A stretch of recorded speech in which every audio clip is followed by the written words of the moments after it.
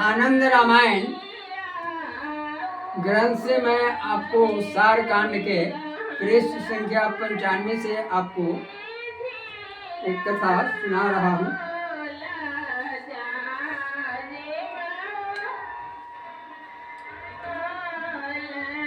रावण का हनुमान की पूंछ में आग लगाना और लंका दहन, इस शीर्षक से आपको मैं आगे की कथा सुना रहा हूँ। यह विचार कर सभा में बैठे रावण ने हनुमान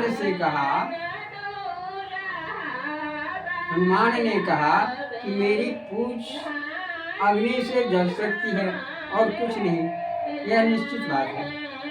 यह सुन रावण ने अपने अनुचरों को बुलाकर आज्ञा दी कि प्रत्येक प्रयत्न पूर्वक इसकी पूंछ जलाकर इसको गांव भर घुमाकर दिखला दो, शत्रु भयभीत हो जाए। अनुचरों ने वैसा ही किया। राक्षसों ने शीघ्र ही सन और वस्त्रों को तेल में भिगोकर पूंछ में लपेट दिया।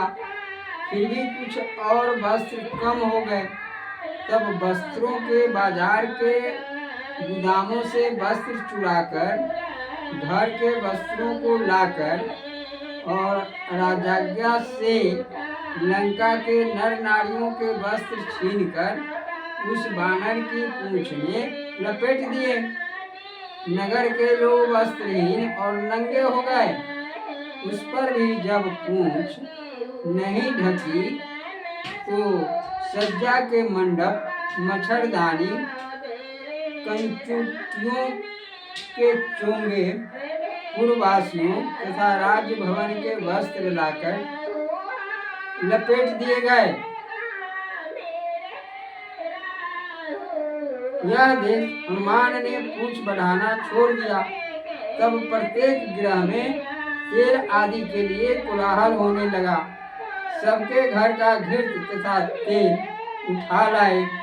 यहाँ तक कि किसी के गृह में दीपक के तेल और बालक के लिए भी घी नहीं बच गया। सब स्त्री पुरुषों को लज्जा त्याग कर नग्न हो जाना पड़ा। तब सब हनुमान को अस्त्र अर्थात धूकनी से धोकर अग्नि द्वारा जलाने लगे, परंतु अग्नि प्रज्वलित नहीं हुई।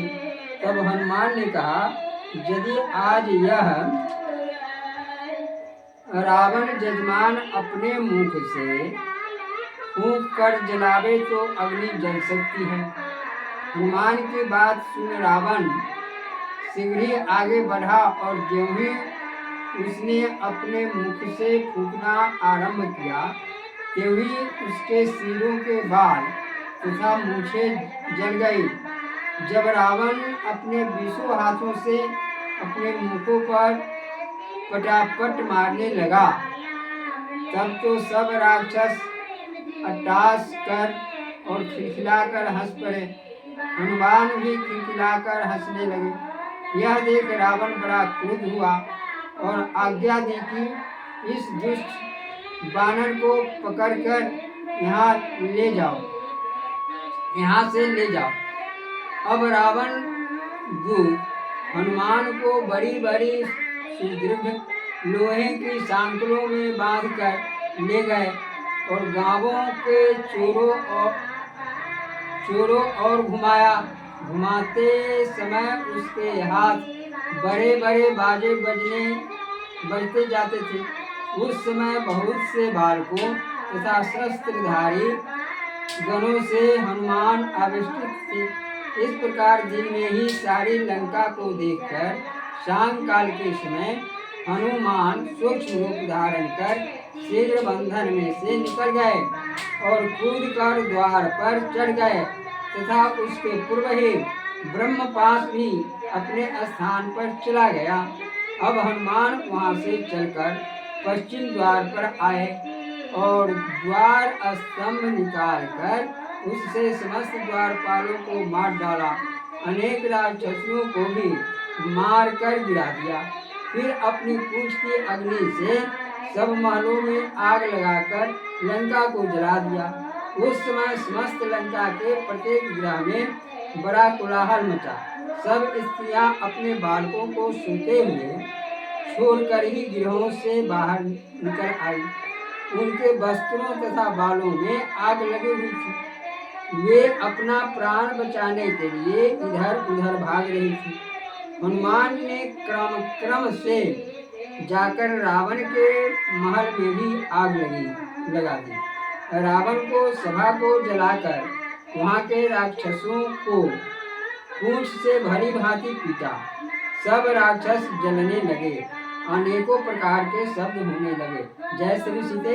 यह प्रसंग मैंने आनंद रामायण के आधार पर आपको सुनाया। यह प्रसंग आपको अच्छा लगे तो कृपया इसे बार बार सुनने का प्रयास करेंगे। जय श्री सीते।